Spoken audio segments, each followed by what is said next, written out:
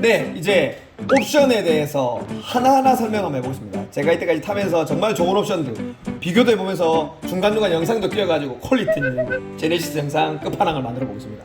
2.5 터보, 3.5 터보 디젤 2점인데요. 저는 G80은 디젤은 아니라고 생각합니다. 아무리 연비 생각하지만 저는 디젤은 아니라고 생각합니다.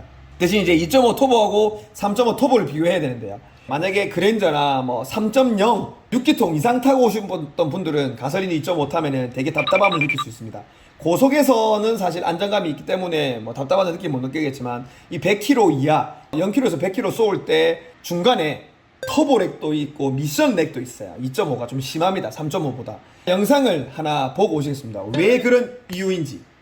2.5를 선택할 때 G80이 영감차라고 생각하는 느낌을 지금 한번 보여드릴게요. 엑셀을 딱 밟으면요, 거의 풀악셀까지는 아니더라도 그냥 좀 빨리 가고 싶다 해서 쭉 밟으면 BMW 같은 경우에는 미션이 딱딱딱 받아줘서 엔진이 공회전할 시간을 안 줍니다. 그러니까 운전 재미가 있어요. 저속에서 엑셀 밟습니다.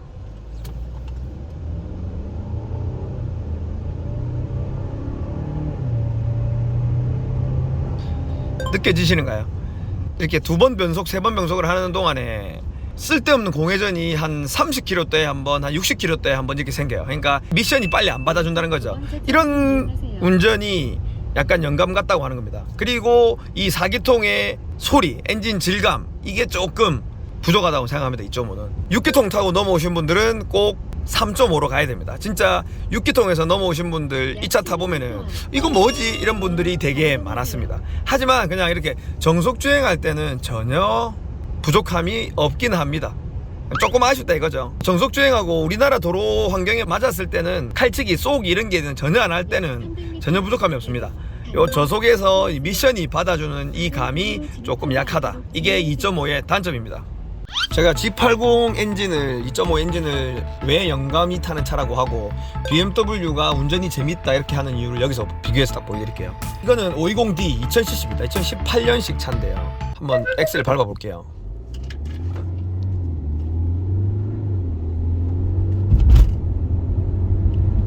이건 엑셀을 방금 쭉 밟고 있으면요, 기아 변속이 지금 한 4단까지는 된 것 같은데 엑셀을 쭉 밟고 있으면 지도새도 모르게 미션이 다음 단계로 넘어갑니다. 엔진이 왕 하면서 쓸데없는 공회전을 할 이유가 없는 거예요.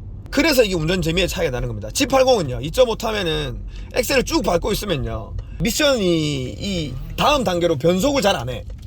늦게 해요. 한 4, 50km, 60km 갈 때까지 왕 하면서 빨리 미션에서 변속을 못 해주기 때문에 아주 많이 답답한 감이 있습니다. 근데 이거는 디젤임에도 불구하고 소리도 별로 안 날 뿐더러 미션이 너무 잘 받아주니까 운전이 재밌어지는 겁니다. 제가 G80에 대해서 정말 아쉬운 부분이 이 미션입니다. 이 얘기는 뭐 모트라인에서도 했고 뭐 안호준 TV하고 같이 이제 토론하는 프로그램에서도 했었는데요. 확실히 제네시스는 엔진의 문제가 아니라 이런 저속에서 받아주는 이 미션이 문제입니다. 고속도로에서 뭐 안정성은 당연히 있죠. 근데 이런 저속에서 우리나라에서는 보통 뭐 0, 50의 나라 아닙니까? 50, 60까지 빨리 가야 되는데 70까지 빨리 가야 되는데 미션이 이 못 받아주는 이 상황이 되게 답답하다고 말씀드릴 수 있습니다. G80 2.5 터보는요. 네, 이제 보고 오셨죠? 일단 2.5 터보는 BMW는 4기통이고 2000cc지만 가솔린 2.5 터보인 제네시스보다도 훨씬 더 저속에서 그러니까 0km에서 100km까지 올릴 때 정말 더 재밌고 운전이 답답하다는 느낌이 하나도 안 납니다. 진짜 BMW 4기통은 정말 잘 만든 차라고 생각합니다. 근데 제네시스 4기통 차는 아직 많이 부족하다고 생각합니다. 원래 4기통 타셨다, 뭐 소나타, 그랜저도 뭐 2.0 타셨다, 2.5 타셨다 이랬던 분들은 그래도 크게 답답함을 느끼지 않고 넘어갈 수는 있습니다. 하지만 돈이 좀 있다고 하면 저는 3.5로 가겠습니다. 영상 보고 오니까 이해가 되죠? 이륜구동, 사륜구동이 있는데요.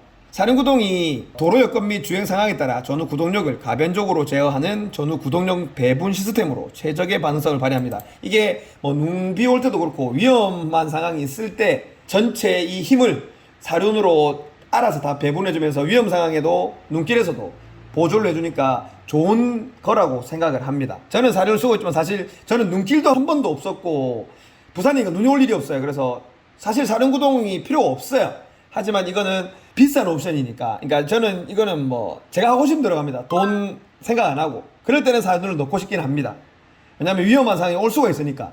그리고 이제 제 판금도색 전문가인 색상입니다. 색상은 이렇습니다. 일단 무광, 화이트나 그레이, 무광 색깔은 절대 하시면 안 됩니다. 서비스센터에서 물어보세요. 무광 색깔을 잘 맞출 수 있는지. 색깔 맞추기가 판금도색 사장으로서 정말 힘든 게 무광 색상입니다. 이전에 제네시스 말고도 그 전에 뭐 벨로스터도 무광이 있었고 해봤는데 색깔이 정말 맞추기 힘들어요. 왜 그러냐면 베이스 코트를 뿌리고요. 클리어 코트라고 광나는 게 있습니다. 광택 나는 게. 그 광택 나는 거를 안 뿌리는 게 무광이 아니고요. 뿌리는데 무광 클리어라고 있습니다. 무광 클리어를 뿌려야 베이스만 해놓으면 이 도장면이 약한데 클리어를 뿌려놔야 도장면이 그래도 보호가 되기 때문에 무광 클리어를 꼭 뿌려야 됩니다. 근데 이게 무광 클리어를 한 번 뿌리거나 안 뿌리거나 두 번 뿌리거나 세 번 뿌리거나에 따라 또 색깔이 또 조금씩 달라져요. 그래서 색깔 맞추기가 정말 어렵습니다. 근데 지금 무광은 많이 팔리지도 않았지만 무광 관리하기도 되게 힘들어요. 처음에 1, 2년은 타기 쉽지만 나중에 2년, 3년, 4년 지나면 관리하기도 정말 힘듭니다. 그래서 무광은 절대 좀 뽑지 마세요. 유광으로 가면요, 일단은 우유니 화이트 처음에 색상 맞추기 되게 힘들었습니다. 근데 지금 색상 잘 맞출 수 있습니다. 워낙 많이 해봐가지고요, 수용성으로 도색하면 정말 95% 이상 맞출 수 있습니다. 세비 실버도 많이 팔리진 않았지만 실버 계열도 조색을 하고 하면 할 수는 있습니다. 하지만 이거는 쉽지는 않습니다. 그리고 일단 많이 팔린 색상이 아니기 때문에 기존 데이터가 많이 없기 때문에 그래도 흔한 색상, 좀 많이 팔리는 색상으로 가시는 게 좋습니다. 모든 차 뽑을 때 꿀팁입니다. 차는 뽑을 때 특이한 색상은요, 워낙 데이터베이스가 잘 없기 때문에, 많이 도색을 많이 안 해봤기 때문에, 저뿐만 아니라 모든 공장에서, 페인트 회사에서도 안 해봤기 때문에 색상 맞추는 게가 쉽지는 않습니다. 그래서 세비실버도 많이 안 팔렸으니까 저는 패스하고요. 마칼루 그레이도 사실 많이 본 색상은 아닌 것 같아요. 저도 도색은 안 해봤고요. 이 비크블랙 정말 많이 칠해봤는데 색상이 어느 정도 맞습니다. 파란색은 칠 안 해봤지만 파란색, 이 빨간색은 색상 맞추기도 힘들 뿐더러 도색 비용도 비쌉니다. 꼭 감안하시고요. 테즈먼 블루도 도색해봤는데 색상이 안 맞지 않습니다. 괜찮게 맞출 수 있어요. 네, 이 차 색상은 약간 초록빛이 나는 URA라는 색상 코드인데요, 이 차는 범보 휀다 도색을 한 겁니다. 뭐 휀다는 블랭기 도장을 했고 수용성 도장을 했지만 지금 휀다 도장했는데 색깔 차이가 1도 안 납니다. 수용성으로 도색했는데 정말 잘 맞고요. 이 색깔은 좀 잘 맞는 축에 속한다는 거 아시면서 차 뽑으면 될 것 같습니다. 여기 범버는 블랭드 도장을 한 게 아니고 도색을 다 한 겁니다. 이렇게 보면 색깔 차이가 거의 안 나죠. 이 URA 색상 G80은 색상이 잘 맞습니다.